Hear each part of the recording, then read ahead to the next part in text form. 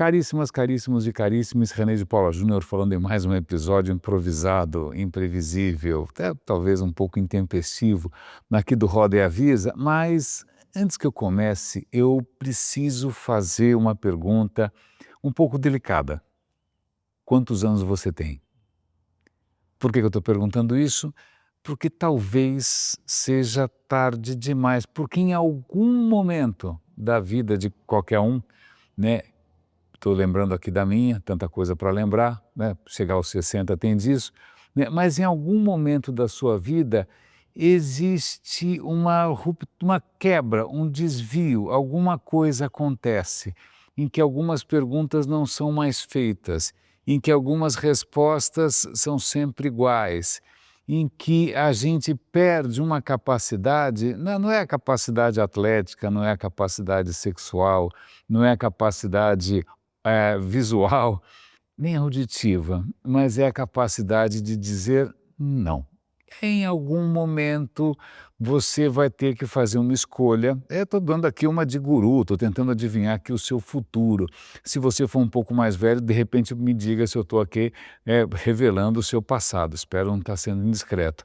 Mas tem aquele momento, é uma escolha difícil. Alguém pede alguma coisa, você percebe que a sua carreira, né, o seu sucesso depende de algumas coisas que talvez provoquem um certo, não sei, uma certa insegurança, mas no fim o que acaba acontecendo é que muita gente acaba aí abraçando o diabo e vai topar qualquer coisa. E aí acontece um absoluto milagre, que é a prova da infinita capacidade criativa do nosso cérebro. Nós vamos usar todo esse potencial neurológico para inventar desculpas para aquilo que a gente fez, né? Na verdade, talvez o grande papel do cérebro seja justamente esse, arrumar desculpas para as coisas que a gente fez de orelhada. Que momento foi esse? De repente alguém pediu para você maquiar os números, ou de repente alguém pediu para você ignorar algumas normas, ou de repente alguém pediu para você fazer alguma coisa sem que alguma outra pessoa soubesse.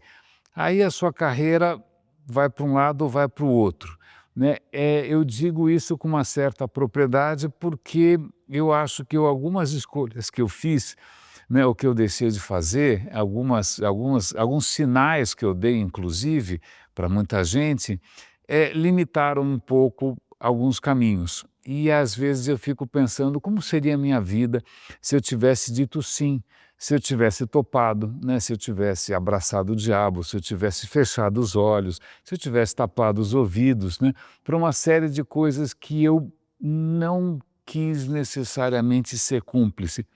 Eu não sei, eu até vejo, de repente, amigos da vida inteira, colegas, e fico pensando, puxa, será que eu queria ter a vida, o sucesso, o dinheiro daquela pessoa?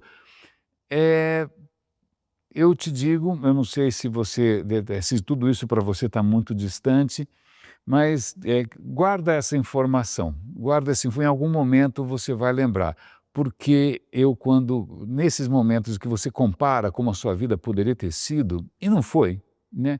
Mas outras coisas legais aconteceram, eu te digo, eu faria tudo de novo, sobretudo alguns bons nãos.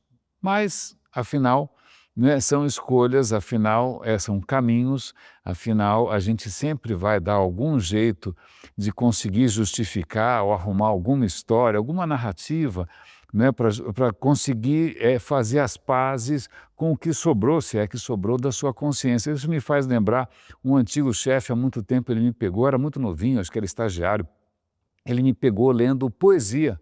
hum? E aí ele olhou aquilo e falou: quero ver se com a minha idade você vai continuar a ler poesia. Faz tempo que eu não falo com ele, mas onde quer que ele esteja, por favor, saiba que sim, eu continuo ouvindo poesia, felizmente.